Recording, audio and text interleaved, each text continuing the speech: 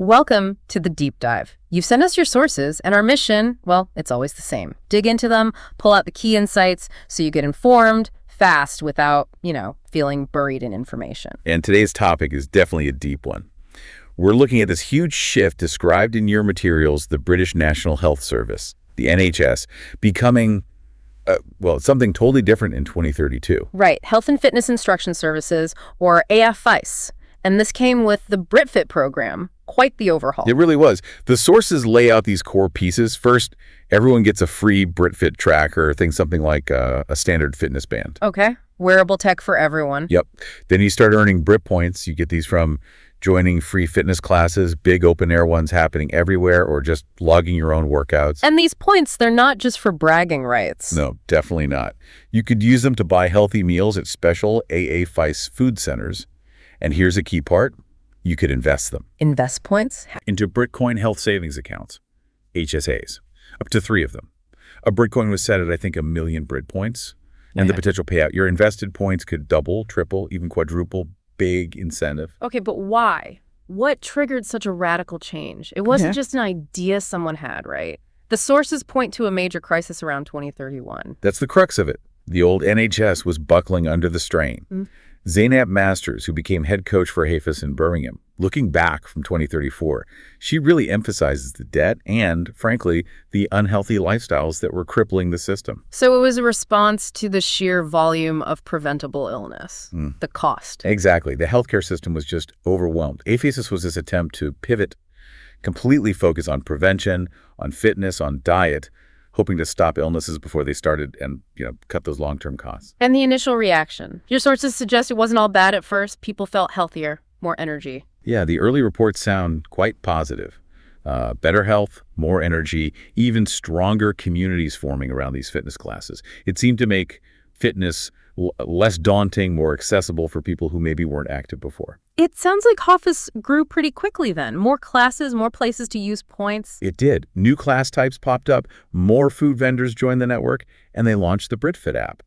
That made tracking your points and spending them much easier. It gave off this vibe of, building momentum. Okay, let's get into the mechanics, the incentive structure. How did Brit points really push people towards healthier choices day to day? Well, it was direct, tangible. Use your points at a HAFIS food center for a healthy meal.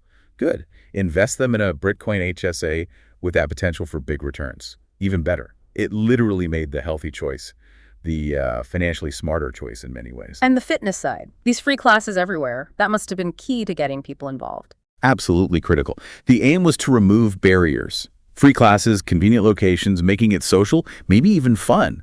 Less of a chore, more of a community thing. HAFIS wanted to be seen as a partner in your health, not just fixing you when you broke. Technology was obviously embedded in all this, the app we mentioned, but also these smart walls. What were they? Right. The app was your personal hub tracking, points, redemption, easy. The smart walls were different. Think massive public screens all over Britain by 2033. They broadcast official HAFIS announcements, rule changes. So like public service announcements, but unavoidable. Zainab Masters used these. Yeah. Her updates on BritFit rules would go out on the smart walls, made sure everyone got the information, like it or not. And the tracker itself, you mentioned, it wasn't just steps, it measured effort. Why go that deep? That was crucial. You didn't just get points for showing up. The tracker monitored how hard you were actually working, intensity, duration. It was about genuine participation, real effort, no gaming the system just by, standing around in a class. Okay, now, things seem to take a darker, maybe more coercive turn with this next element. Food cred. This wasn't about earning points, was it? It changed how you paid for food entirely. It absolutely did. Food cred was basically a credit system for groceries. But the bill you got each quarter wasn't based on the price tag in the shop. No. What was it based on then? The healthiness of the food, or rather, the unhealthiness. The nutritional content determined the cost. So healthier food was cheaper on your food cred bill, and unhealthy stuff cost more. Precisely. The system had a formula. Saturated fat, seed oils, sugar, starch grams, those added cost, protein and fiber. Grams of those reduced the cost. Wow. Can you give an example? The sources mentioned some Birmingham dishes. Right, like a Birmingham Keto Classic or a Brummy Bacon Bliss, likely higher in fat. Maybe starch would bring up a higher food cred cost, but a Brum Vegan Delight or Veggie Brummy Delight, probably higher fiber, lower bad fats, would cost less on your bill. Even a Cadbury bar would hit harder than, say, grilled fish. Very direct manipulation of shopping habits through the wallet. And there's a story about Sophie, a single mother in Birmingham. Yeah, her story illustrates it perfectly. She ends up with this massive food cred bill because her family's diet was deemed unhealthy. That debt became the motivator. She started going to the BritFit classes, not necessarily out of a sudden love for fitness, but to earn Brit points specifically to pay down that food cred debt. The intended consequence, essentially, financial pressure driving behavioral change. Exactly. That's how it was designed to work. But surely not everyone just accepted this. Your sources mention protests, resistance. Definitely not. Food cred especially sparked backlash. People the authorities called anarchists started protesting the bills, even disrupting BritFit classes. Yeah. And that resistance led to, well, much stricter enforcement. Which brings us to the Tower of London, the sweaty labor fitness camp. Zainab Masters argued this wasn't just for being overweight or in debt, right? It was about attitude, defiance. That was the official line. It was for people with huge food cred debts and a pattern of non-compliance, actively resisting or disrupting. It wasn't supposed to be a fat camp, but an attitude adjustment camp. And what did this camp involve? It sounds pretty grim. It was described as a no less than 31-day program, mandatory. Think intense physical labor, military-style schedules, strictly monitored meals, probably healthy but basic, and even psychological conditioning. Lectures, journaling, focused on responsibility. Intense. And Her Majesty supported this publicly. Very much so. Her speeches framed it as a matter of duty. She drew parallels to things like wartime conscription, even serfdom, suggesting this wasn't cruelty, but restoring responsibility after years of people expecting handouts. The phrase sweat equity came up, earning your way back through hard physical work. And the rules for everyone else got tighter too. Zainab's 2033 updates broadcast on those smart walls. Yeah, they really clamped down. A mandatory daily minimum of 300 Brit points. Miss it. You're auto-enrolled in a class. Points reset daily, no saving them up. Fitness curfews enforced by a location, tracking out late without hitting your points. Auto-enrolled in a late-night session. Wow. And consequences for high debt and non-compliance. Suspension of digital services. So no access to your Brit points, your food cred account, maybe more. But there were carrots, too, exceed your goals. And you could get debt forgiven, SmartCoin bonuses, even priority for housing, or, ironically, standard NHS treatment if needed. It sounds like public shaming became a tool as well. Yes. Big public scoreboards showing food cred debt. Top repayers got praised, but bottom debtors were listed, sometimes with quotes about their bad habits. And the BritFit app itself got a snitch board. A snitch board? Seriously? Yeah. Report somebody you think is slacking off not earning their points. If you were right, you got rewarded with Brit points. Peer pressure and surveillance, basically, built right into the system. Okay, shifting gears slightly. There's a really strange demographic element mentioned in the sources. The manishing. What on earth is that? It refers to this reported sharp drop in the number of men in cities after something called the 2031 robo-state takeover, which isn't fully detailed, but sounds like another major event. And how does that connect to Hafez? Well, the sources suggest many men had sort of opted out of the mainstream system that Hafez was built on. They were supposedly more into things like mining crypto, using automated AI healthcare, and generally didn't engage in the kind of overconsumption that led to high food cred debt. So they just weren't racking up the debt in the same way? Apparently not. The sources also mention things like Gamergate, MGTOW movements, as perhaps contributing to men separating from these societal structures beforehand. There's even a theory floated about different gender responses to stress. Women may be over-consuming, men under-consuming, leading to more women falling into food cred debt. Which means HIS enforcement, the tower camps, the pressure. It disproportionately fell on the women who remained in the cities. That seems to be the implication in the materials, yes. A significant gender skew in who the system impacted most severely. Right. Let's look at Brianna McKee's story. An American student who gets caught up in this. Tell us about her. Brianna McKee, nursing student, fitness trainer from Ohio State University. Your sources say she initially viewed the British NHS very critically, thought it was coddling people. How did she end up in the tower then?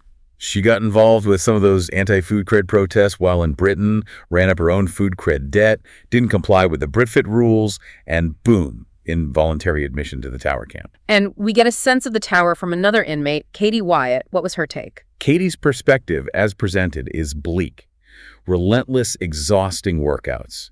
Zero personal freedom, constant watching. It wasn't just about fitness. It was about breaking you down, total control. And during Brianna's time, they brought in mandatory head shaving because of her pink hair. That's the story.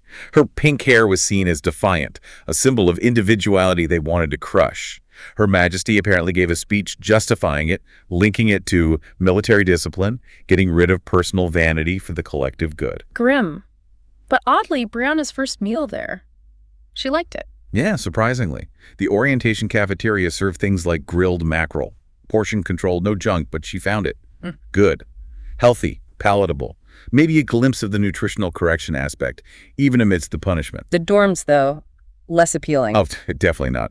Huge room, stacked bunks, zero privacy, enforced silence. Described as really intense, unsettling. And being American, she immediately stood out. But she connects with someone. Mags McRae. Right. A whispered conversation with Mags from Glasgow. Different backgrounds, but thrown together in this extreme situation, they formed this initial bond. A bit of humanity in a dehumanizing place. And the overall effect on Brianna. Did the tower break her?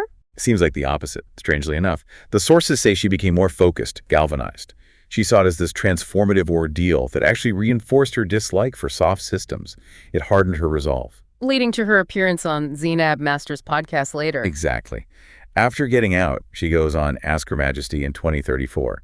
And what does she say? She wants to start a program back at Ohio State called Sweaty, modeled directly on BritFit and Hafiz, to help students sweat away student debt. Wow.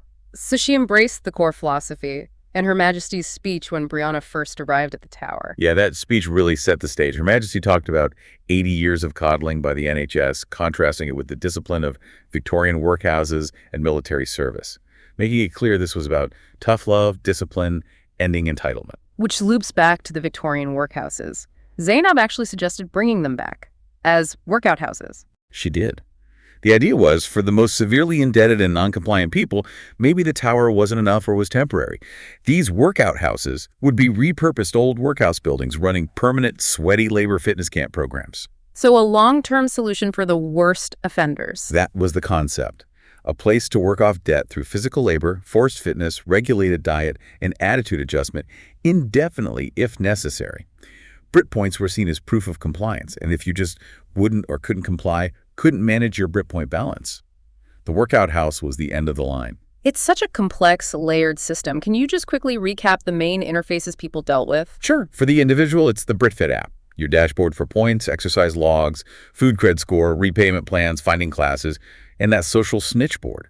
Then publicly, you had the food cred debtor scoreboards, celebrating top repairs, shaming bottom debtors, listing people wanted for noncompliance, and showing local class times.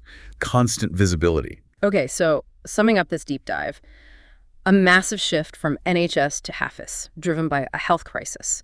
BritFit uses points, trackers, rewards. Food Cred uses cost to force dietary change. And for resistance, you have severe measures like the tower camp and potentially these workout houses. That's the picture painted by the sources, yes. A system using incentives, technology, social pressure, and ultimately pretty harsh enforcement, all aimed at creating a healthier, perhaps more compliant population. It really leaves you thinking, doesn't it? This tension between looking after public health and individual freedom. Where do you draw the line? Is this kind of radical intervention justified by a crisis, or is it a dangerous overstep? And what are the long-term effects on society when health is managed through debt, public shaming, mandatory exercise? Does it create genuine well-being or just compliance through fear? These are the big questions the sources raise. Definitely something for you, our listener, to mull over. Consider the ethics, the history, the potential future if systems like this were ever actually implemented. Indeed. It's a stark vision. We hope this exploration has given you a thorough understanding of the scenario presented in your materials. Thank you for joining us for this deep dive. We'll catch you on the next one.